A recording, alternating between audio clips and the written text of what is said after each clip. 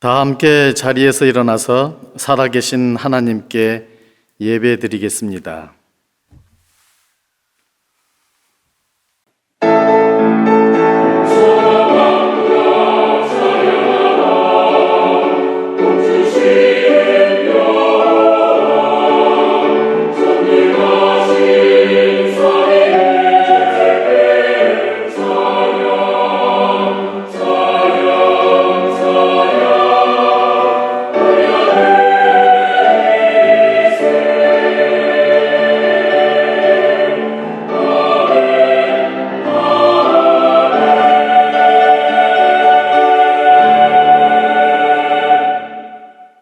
하늘에서 여호와를 찬양하며 높은 데서 그를 찬양할지어다. 해와 달아 그를 찬양하며 밝은 별들아 다 그를 찬양할지어다. 그것들이 여호와의 이름을 찬양함은 그가 명령하심으로 지음을 받았음이로다. 여호와의 이름을 찬양할지어다. 그의 이름이 홀로 높으시며 그의 영광이 땅과 하늘 위로 뛰어나심이로다. 하나님은 영이시니 예배하는 자가 영과 진리로 예배할지니라. 아멘. 사도신경으로 우리의 신앙을 고백하겠습니다. 나는 전능하신 아버지 하나님, 천지의 창조주를 믿습니다. 나는 그의 유일하신 아들, 우리 주 예수 그리스도를 믿습니다. 그는 성령으로 잉태되어 동정녀 마리아에게서 나시고 본디오 빌라도에게 고난을 받아 십자가에 못 박혀 죽으시고 장사된 지 사흘 만에 죽은 자 가운데서 다시 살아나셨으며 하늘에 오르시어 전능하신 아버지 하나님 우편에 앉아 계시다가 거기로부터 살아있는 자와 죽은 자를 심판하러 오십니다. 나는 성령을 믿으며 거룩한 공교회와 성도의 교제와 죄를 용서받는 것과 몸의 부활과 영생을 믿습니다. 아멘. 새 찬송가 290장 우리는 주님을 늘 배반하나 읽겠습니다. 그 다음에 대표기도 정효잉이 안수 집사님께서 드려주시겠습니다.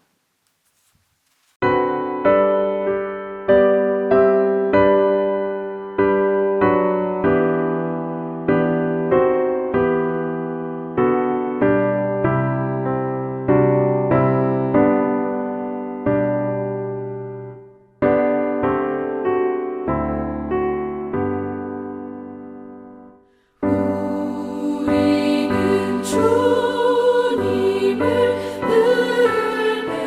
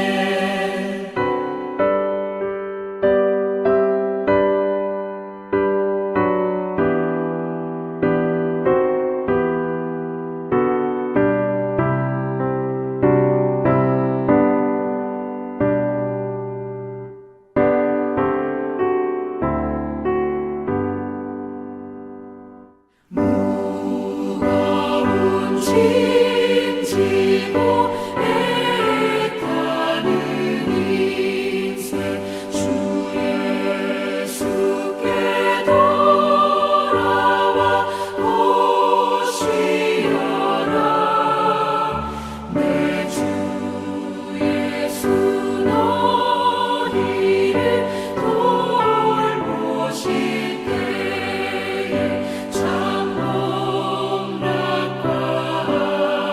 의가 넘치겠네. 주 널 위해 비네. 주 널 위해 비네.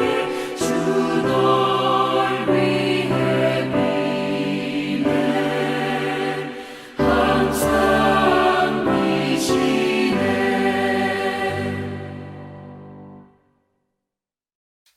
기도하겠습니다. 이 모든 만물을 창조하시고 저희 주인 되신 주님을 찬양합니다. 주일을 맞아 주님을 경배드리고 이렇게 예배드리게 하심에 감사드립니다. 주님, 저희는 미약한지라 저의 생각과 위를 내세울 때가 많고 주님의 뜻을 헤아리지 못하고 실수하거나 넘어질 때가 많습니다.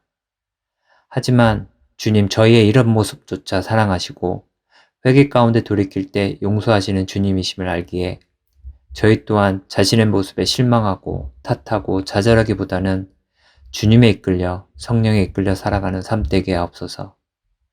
주님, 저희를 매일같이 죽여주시기를 원하옵니다.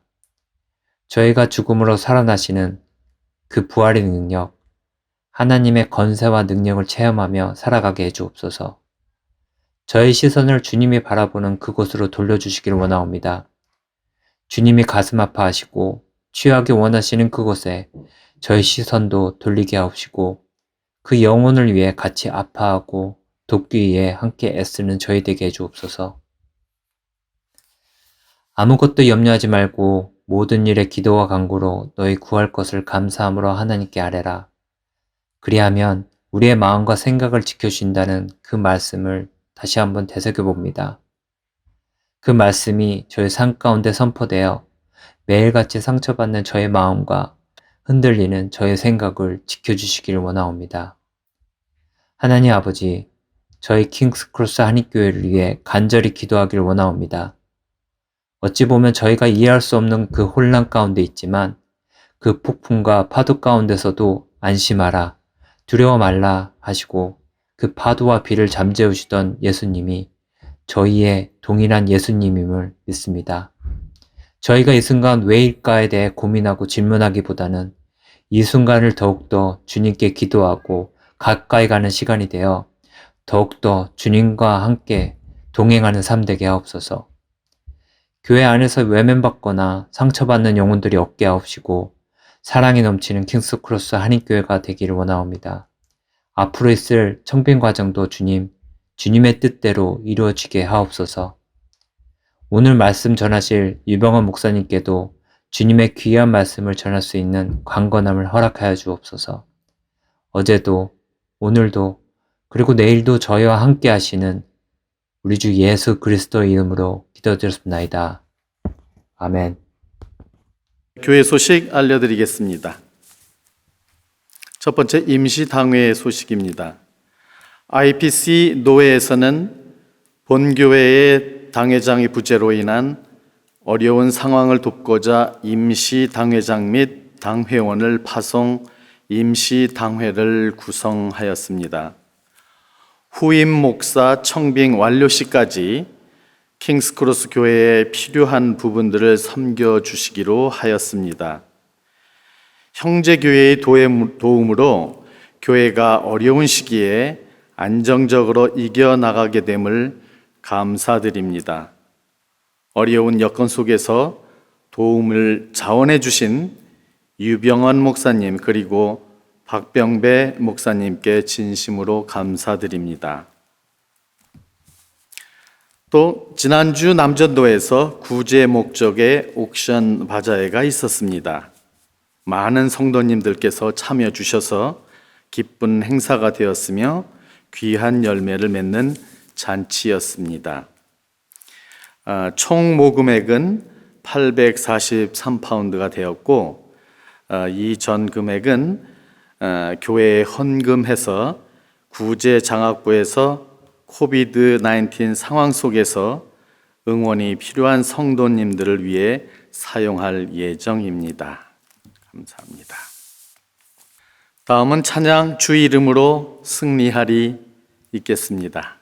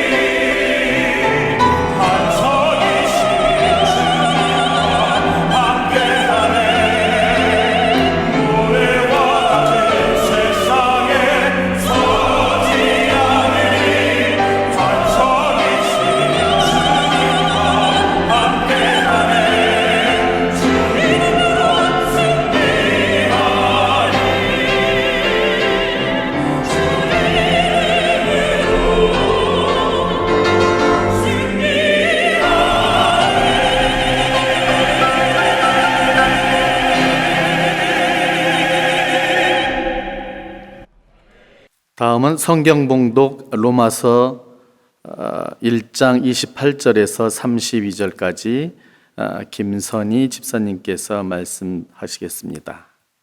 그리고 설교는 나는 누구인가라는 제목으로 유병헌 목사님께서 주시겠습니다. 복된 주일입니다. 오늘 하나님께서 저희들에게 주신 말씀은 로마서 1장 28절부터 32절까지입니다. 주신 말씀 봉독하겠습니다. 또한 저희가 마음에 하나님 두기를 싫어하며 하나님께서 저희를 그 상실한 마음대로 내어버려 두사 합당치 못한 일을 하게 하셨으니 곧 모든 불의, 추악, 탐욕, 악의가 가득한 자요, 시기, 살인, 분쟁, 사기, 악독이 가득한 자요, 수근수근하는 자요, 비방하는 자요, 하나님이 미워하시는 자요, 능욕하는 자요, 교만한 자요, 자랑하는 자요, 악을 도모하는 자요, 부모를 거역하는 자요, 우매한 자요, 배악하는 자요, 무정한 자요, 오자비한 자라. 저희가 이 같은 일을 행하는 자는 사형에 해당한다고 하나님의 정하심을 알고도 자기들만 행할 뿐 아니라 또한 그 일을 행하는 자를 옳다 하느니라. 아멘. 저희는 지난 시간에 인간의 거짓되고 부패한 마음이 사용하는 두 가지 전략에 대해서 살펴보았습니다.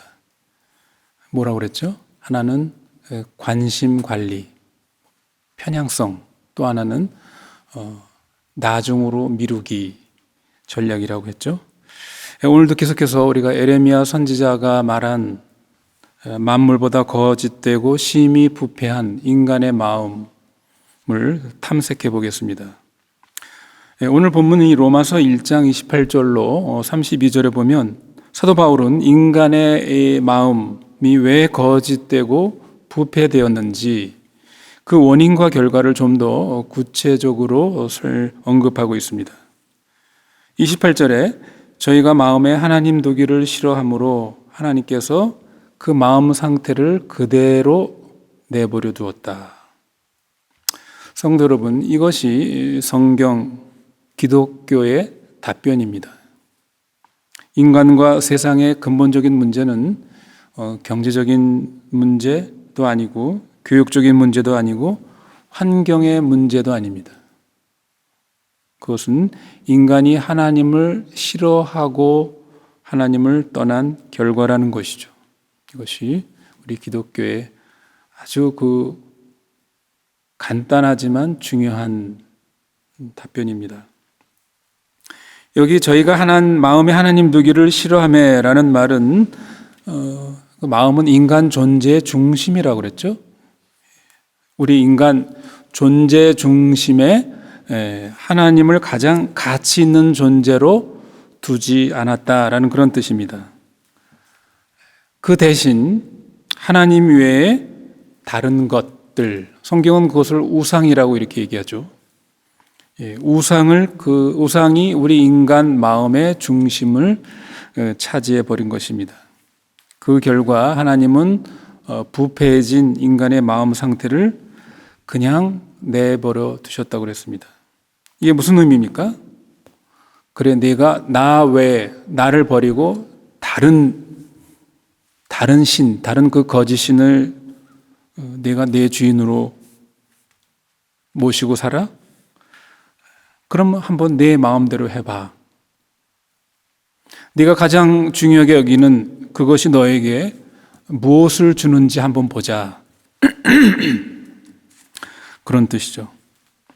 그러면 하나님께서 우리 마음대로 하도록 내버려 두신 결과는 무엇입니까? 오늘 본문 28절에 하반절에 합당치 못한 일을 하게 하셨다라고 되어 있습니다. 합당치 못한 일을 하게 하도록. 이 말의 뜻은 인간은 마땅히 해야 할 일을 해야 하고 마땅히 하지 말아야 할 일을 하지 않는 것이 정상입니다.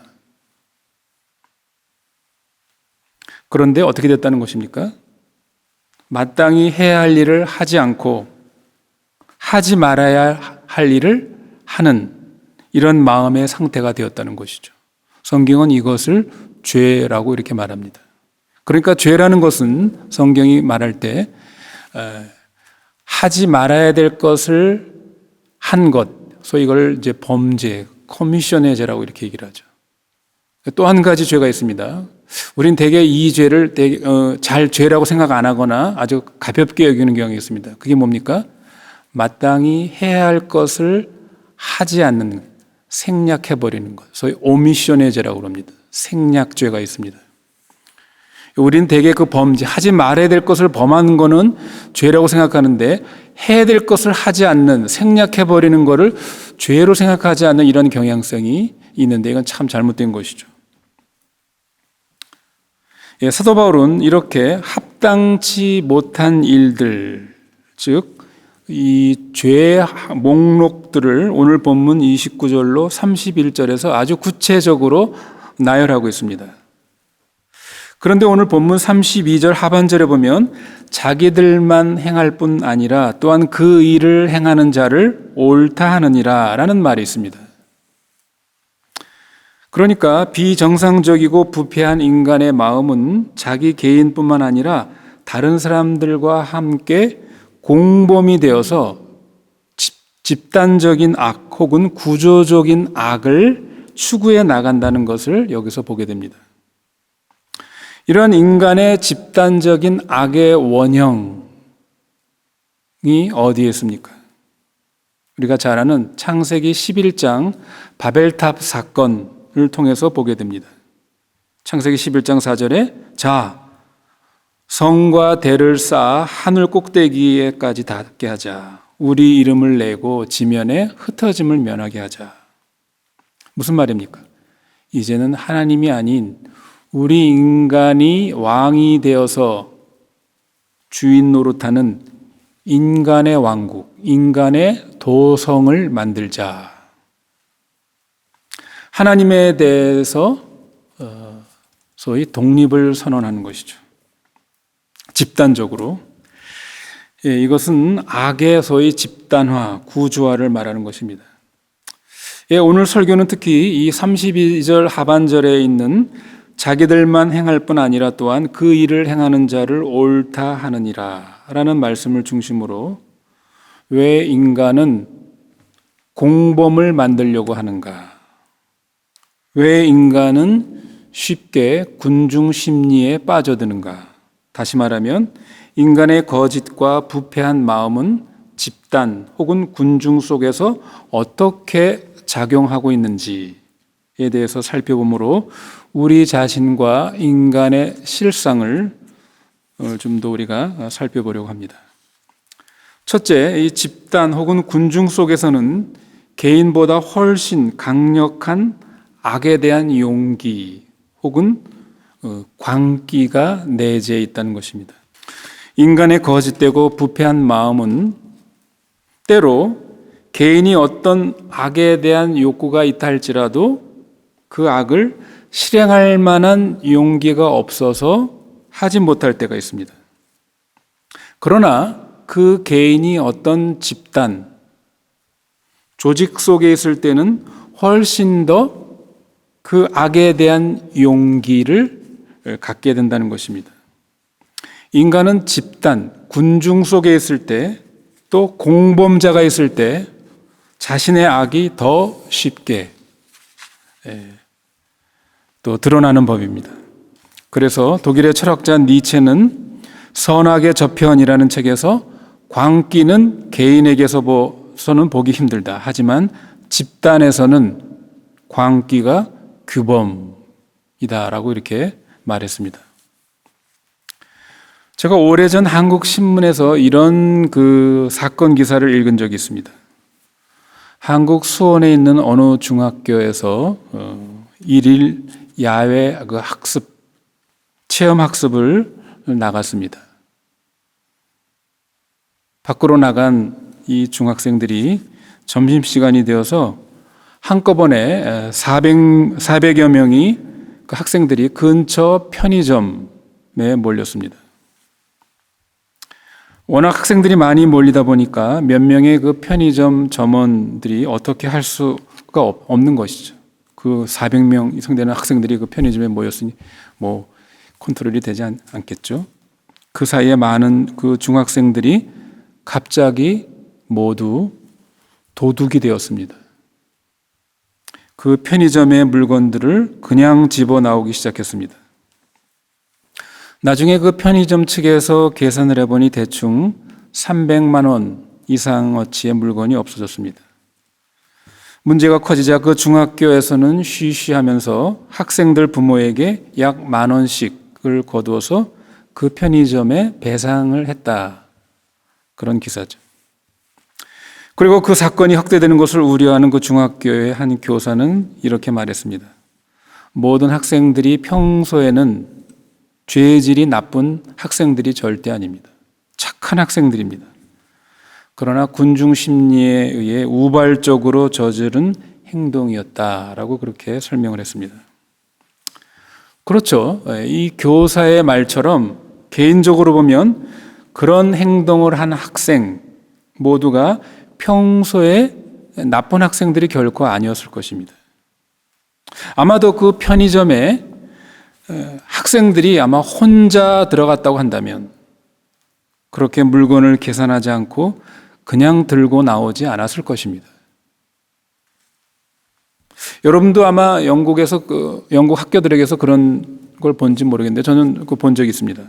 영국에서도 그 세컨더리 스쿨 근처에 있는 그 숍들이 있지 않습니까? 그 가게 출입문 그 유리창에 그렇게 쓰여져 있는 걸 봤습니다. 두 명 이상 한꺼번에 들어오지 않도록 학생들에게 그렇게 경고문을 쓴 걸 본 적이 있습니다. 군중 심리를 아는 거죠. 혼자 있으면 안 했을 그 학생이 여러 사람이 함께 하면 갑자기 그 도둑으로 변하는 그 용기, 그 담대함, 이것은 도대체 어디서부터 나온 것일까? 미국이 나온 뛰어난 신학자인 라이놀드 니버라는 신학자가 있습니다. 그는 옛날 지미 카터 대통령의 정치적 이념의 스승으로도 유명한데요. 라이놀드 니버가 쓴 유명한 책이 있습니다. 도덕적 인간과 비도덕적 사회, Moral Man and Immoral Society라는 아주 유명한 책이 있습니다. 그 책의 요점은 책 제목이 말하고 있는 것처럼 한 개인은 도덕적일 수 있지만 사회는 그 개인들이 모인 집단, 그 사회는 도덕적이 되기가 불가능하다. 그런 내용입니다. 왜 그렇습니까? 이 집단이라는 것 혹은 군중이라는 것은 얼굴, 인격이 없기 때문이라는 것입니다. 그 집단 속에는 개인의 얼굴이, 인격이 그 집단 속에 감추어지기 때문에 그 개인이 악을 저지를 가능성, 그 용기를 얻게 된다는 것입니다.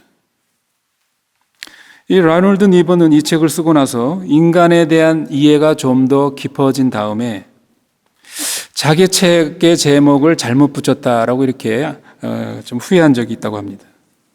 책의 제목을 부도덕한 인간과 더 부도덕한 사회, Immoral Man and Even More Immoral Society라고 그렇게 정했어야 되는데 후회했다고 합니다. 여러분, 우리가 이런 관점에서 볼 때 우리는 앞에서 본 수원에 있는 그 중학교 학생들의 행동을 이해하게 됩니다.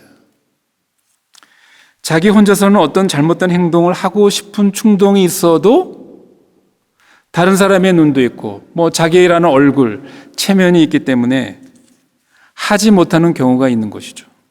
그러나 그 개인이 어느 집단, 어느 군중 속에 들어가면 이 중학생들이 했던 것처럼 용감하게 나쁜 짓을 하는 경우가 많은 것입니다. 자기라는 이름, 인격, 이것이 거기에 숨겨지기 때문이죠. 제가 예를 든 학생들의 경우만이 아니죠. 대표적인 것이 전쟁과 군인 집단입니다. 혁명도 마찬가지죠. 우리가 역사적으로 불란서 혁명이나 무슨 러시아 혁명이나 모태통의 소위 그 문화혁명 이 역사를 보십시오. 그 집단적인 그 광기, 야만성이 어떻게 드러났는지 우리가 보게 되죠. 1960년대 월남전에 참전했던 그 미군들이 그 월남에서 행한 그 야만스러운 민간인들 상대로 이런 것들도 여러 그 책, 그 자료 보고서로 또 이렇게 우리가 보게 됩니다. 이렇게 집단 구조는 그 자체로 비도덕적이고 아주 악한 경향성을 가지고 있는 것입니다.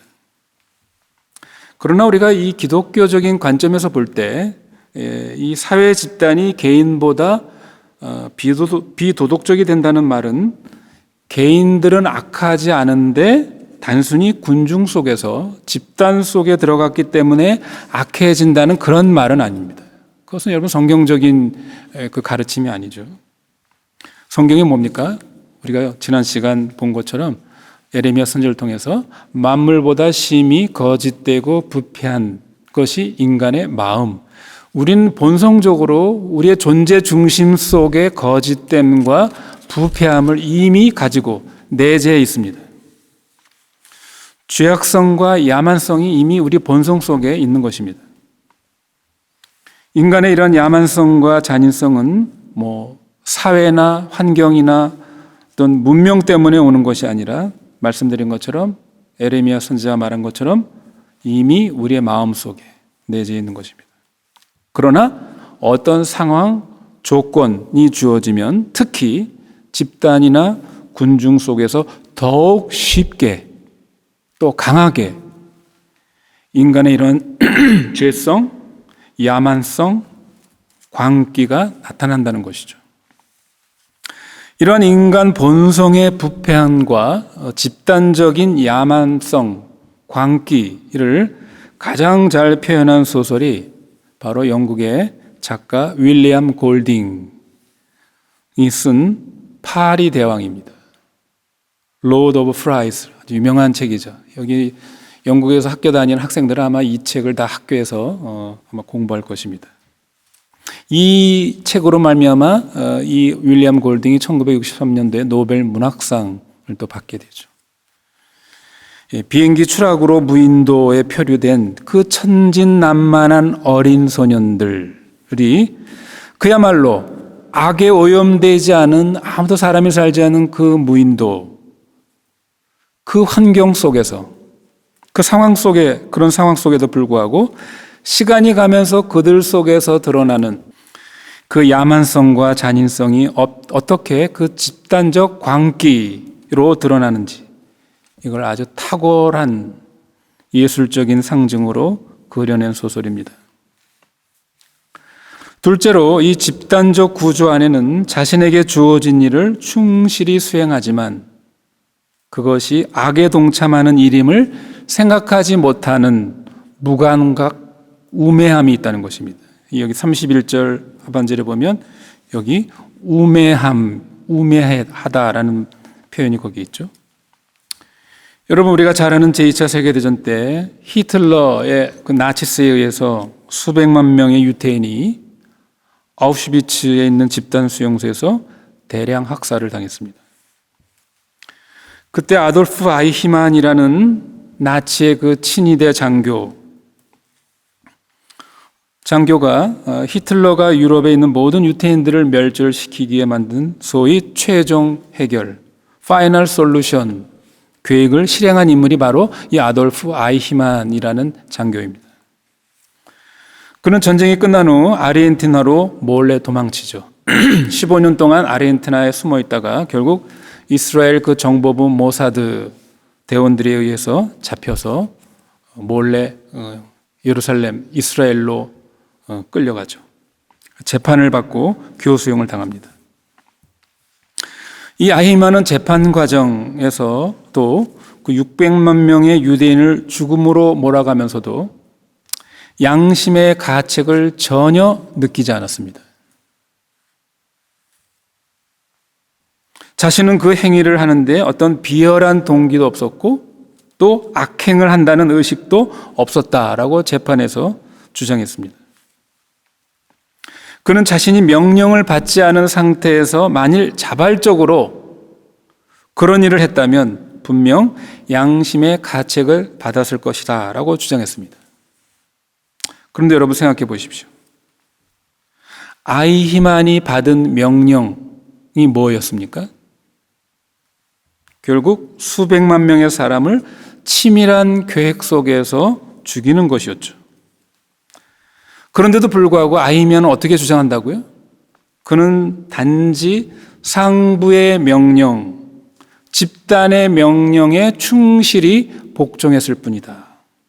나는 그 명령에 충실하게 이행한 것밖에 없기 때문에 자신은 무죄다라고 그렇게 주장했습니다.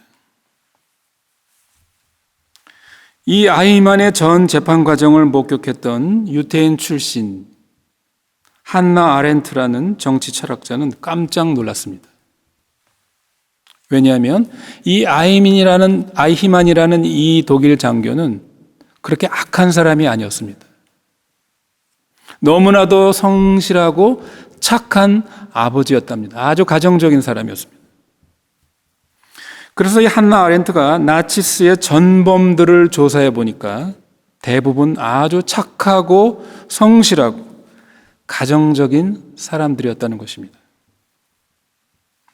그래서 이 한나 아렌트는 예루살렘의 아이히만이라는 책에서 평범한 사람들이 자기도 인식하지 못하는 상태에서 커다란 악을 저지를 수 있다, 이렇게 얘기를 합니다. 우리는 이 사실을 어떻게 받아들일 수 있습니까? 바로 이 집단의 악, 구조의 악이 갖는 기만성입니다. 악한 구조 속에서 자신이 하고 있는 일이 그저 평범하고 정상적인 일이라고 착각하는 이런 자기 기만, 속임수에 빠지는 것이죠. 그래서 한나 아렌트는 이것을 악의 평범성이라고 이렇게 명칭했습니다. 인간은 반드시 악한 동기에 의해서 악한 일을 하는 것은 아닙니다. 마음은 안 그런데 상황상 어떤 구조나 어떤 그 시스템의 문제로 악한 일을 저지를 수 있습니다. 그러면서도 자신은 악한 일에 동참한다라는 것을 인식하지 못한다는 것입니다. 오늘날 저희를 포함해서 한국 교회의 모습을 보면 한국 사회 밖으로부터 우리 한국 교회와 그리스도인들이 여러 가지로 비난을 많이 받습니다. 그런데 교회 내부에 들어가 보면 그 내부에 있는 사람들은 그것을 잘 인식을 하지 못합니다. 뭐가 문제지? 우리는 열심히 헌신하고 충성하는데 뭐가 문제야? 밖에 있는 사람들은 많은 한국의 그 중대형 교회들이 자기 자식에게 교회를 세습하고 교회가 황당한 엄청난 돈을 들어 건물을 짓고 억대가 넘는 돈을 들여서 최고의 음향 시스템을 들여놓고 들어놓는다고 손가락질을 해도 교회 내부의 사람들은 문제의식을 별로 느끼지 못합니다. 그런데 여러분 생각해 보십시오. 그 교회에 다니는 교인들이 다 무식한 사람들입니까?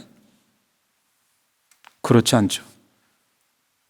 특히 그런 큰 교회에 있는 교인들은 참 훌륭하고 똑똑한 사람들이 많이 있습니다. 교수도 있고 변호사도 있고 고위공직자 여러 가지 그 전문 분야에서 일하는 전문가들이 있습니다. 그럼에도 불구하고 이 교회라는 집단, 교회라는 구조가 갖는 그 힘, 그 속임수가 있습니다. 교회의 분위기, 구조와 시스템이 모든 것을 덮어버리기 때문입니다. 개인이면 절대로 하지 않을 일을 그 구조와 시스템이 개인과 달리 별도의 그 힘으로, 인격으로 돌아갑니다. 오늘 본문 31절에 있는 이 우매한 자가 되었다. 이 우매한 자, 이 영어 성경엔 senseless라고 되어 있습니다. senseless. 뭡니까? 감각 없는 자, 생각 없는 자, 분별 없는 자, 이런 뜻이죠. 개인적으로도 그렇겠지만 잘못된 집단, 잘못된 조직, 잘못된 구조가 사람을 이렇게 우매한 자로, 생각 없는 자로 만들어버리는 것이죠. 잘못된 집단 구조 속에서 이런 아이히만과 같은 사람, 아주 개인적으로 성실한 사람, 성실하게 자신의 역할을 해나가면서도 자신이 하는 행동이 악에 동참한다는 사실을 생각하지 못하는 거예요. 그것을 감각하지 못하게 만드는 이런 속임수, 이런 기만성이 있다는 사실을 우리가 깨달아야 합니다. 셋째로, 이 집단적 구조 속에는 자신이 마땅히 해야 할 일을 다른 사람에게 전가시키는 무책임, 무정함이 있습니다. 오늘 본문 31절 여기 무정한 자, 아까 두 번째는 우매한 자라고 되어 있는데 여기는 무정한 자입니다. 영어 성경에는 heartless라고 되어 있습니다. 가슴이 없는 자, 무정한 자. 아주 오래전의 사건입니다만 이것이 너무나 유명한 사건으로 미국뿐 아니라 전 세계적으로 보도된 사건입니다. 1964년 뉴욕 퀸즈가 뒷골목에 캐서린 제노비스라는 여자가 강도에게 살해를 당한 사건입니다. 이 여자가 강도에게 35분 동안 칼로 3번을 찔리고 계속 구타를 당하며 비명을 저지른 동안 그 주변 아파트에서 약 한 38명가량이 아파트 그 복도에서 다 그 광경을 내려다보고 있었다고 합니다. 그런데 35분 동안 아무도 행동을 취하지 않았고 심지어 경찰에 신고도 하지 않았다고 합니다. 처음에 강도가 그 여자를 찌르고 도망갔습니다. 사람들이 무심하게 보고 있으니까 강도가 와서 다시 여자를 또 찌르고 35분 동안 구타하고 다 뺏어갔습니다. 다음날 그 사건이 신문에 대서특필이 됐습니다. 그 기사를 쓴 기자는 우리가 어떻게 이런 사회에 살고 있는가 하면서 그 기사 타이틀을 Cold Society, 냉혹한 사회라고 붙여놓았습니다. 그런데 몇 명의 심리학자들이 당시 그 사건을 구경했던 사람들 38명을 인터뷰를 했습니다. 그랬더니 한결같이 그 사람들이 말하기를 모르겠습니다. 내가 왜 신고를 안 했는지. 원래 여러분 미국 사람들, 서양 사람들은 아주 신고 정신이 투철하지 않습니까? 개를 자동차에 두고 있어도 신고를 하는데 그런데 35분 동안 신고를 한 사람이 하나도 어떻게 없었는가? 왜 그러냐고 하면 다 사람들이 보고 있으니까 누군가가 하겠지, 누군가가 했겠지 했다는 것입니다.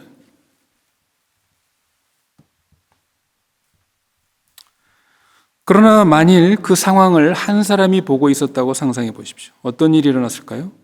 아마도 신고했을 가능성이 높습니다. 그런데 많은 사람들이 함께 보고 있으니까 자신의 책임이 어떻게 해요? 38분의 1로 격감이 된 것이죠. 누군가가 하겠지, 했겠지, 했으려니 하는 것입니다. 남들에게, 집단에게 책임을 전가하고 미루는 것입니다. 모든 사람들이 다 그렇게 생각하는 거죠. 누군가가 하겠지. 이것이 집단이 주는 기만성입니다. 무정함, 무책임의 그런 기만성이죠. 많은 사람들이 사탄을 생각할 때 단순히 인격적인 유혹자라고 생각합니다. 그래서 우리 마음을 유혹하여 이러저러한 악을 행하도록 유혹한다라고 생각하는데 물론 사탄은 우리 개인적으로 유혹하고 악을 부추기기도 합니다.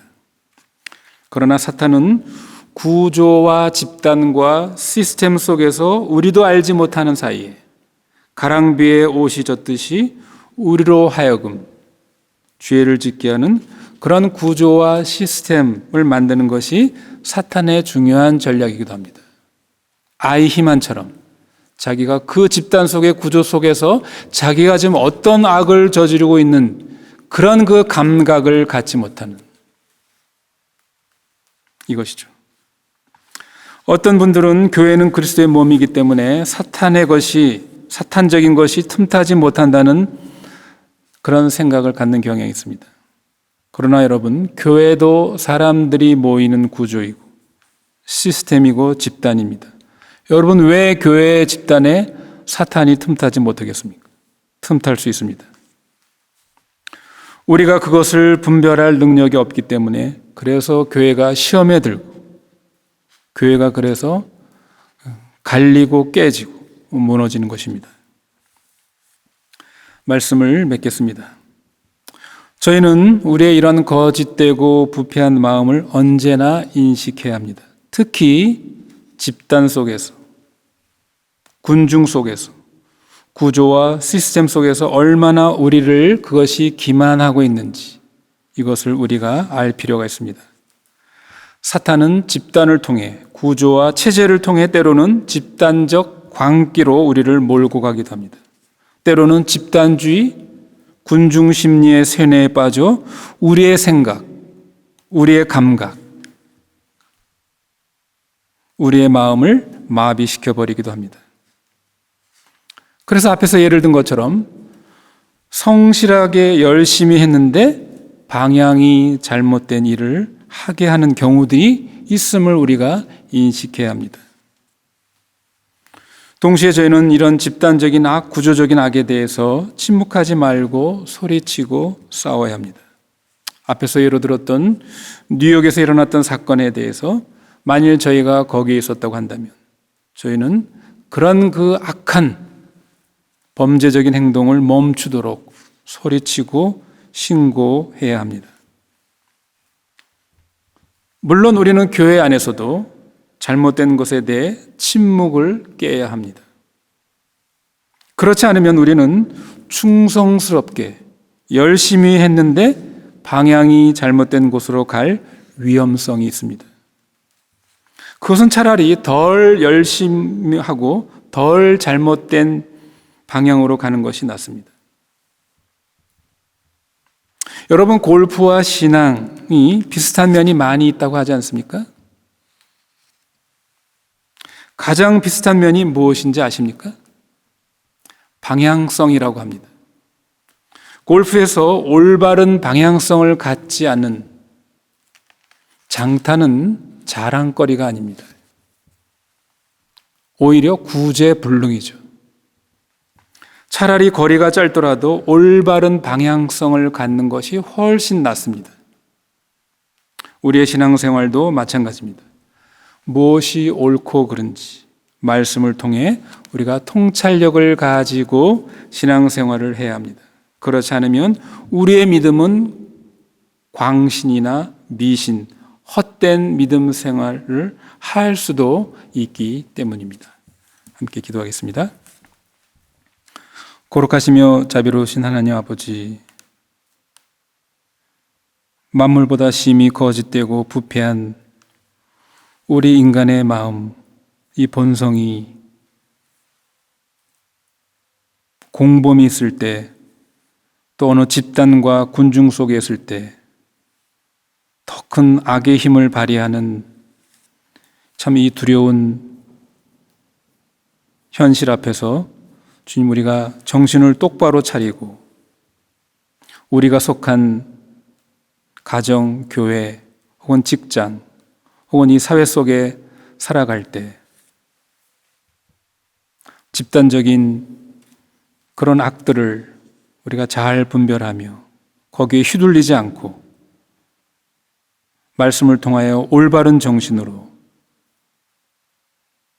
사물을 잘 분별하여 주님, 우리가 어떻게 행동해야 될지, 그러한 집단의 기만성에 속아 넘어가지 않도록 늘 말씀 안에서 깨어있는 저희들 되게 하여 주시옵소서. 예수님 이름으로 기도드리옵나이다. 아멘. 이제는 준비하신 예물을 하나님께 올리도록 하겠습니다.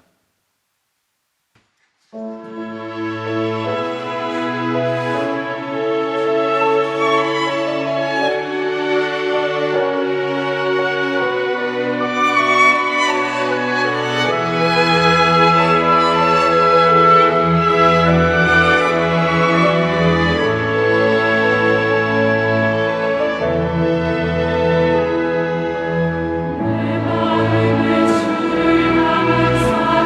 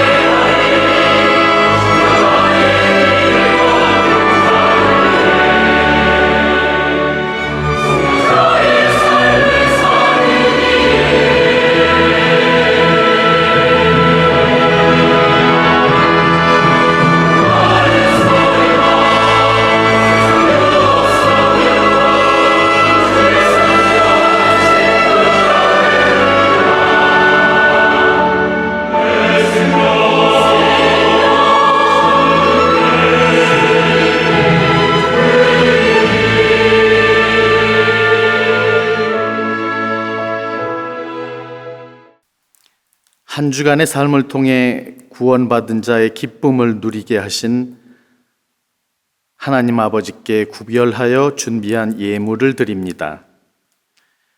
구원받은 은총에 감사하며 정성과 신앙의 헌신 생활을 결단하며 드리오니 하늘문을 열으시고 받아주시옵소서.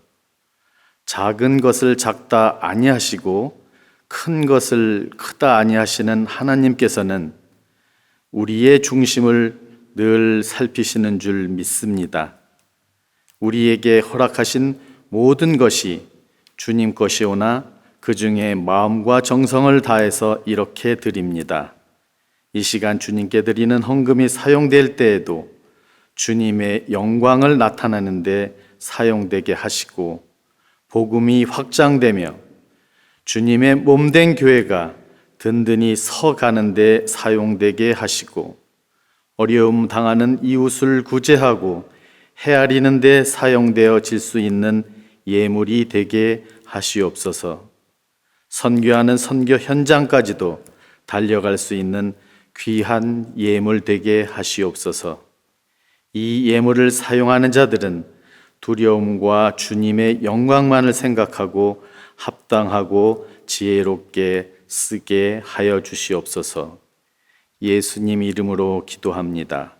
아멘. 이제 축도로 유병헌 목사님께서 하시고 오늘의 예배를 마치겠습니다. 우리 주 예수 그리스도의 은혜와 하나님 아버지의 무한하신 사랑과 성령의 교통하시며 인도하심이 늘 말씀 안에서 자신의 본성 속에 있는 거짓과 위선과 또 그 부패함을 늘 인식하며 그러나 또 하나님의 은혜 안에서 우리에게 주신 그 새로운 본성, 새 마음으로 옛사람을 날마다 벗어버리고 새 사람으로 덧입는 그러한 삶으로 나가기를 간절히 소원하는 당신의 모든 백성들 머리 위에 지금부터 영원토록 함께 하시기를 축원하옵나이다. 아멘.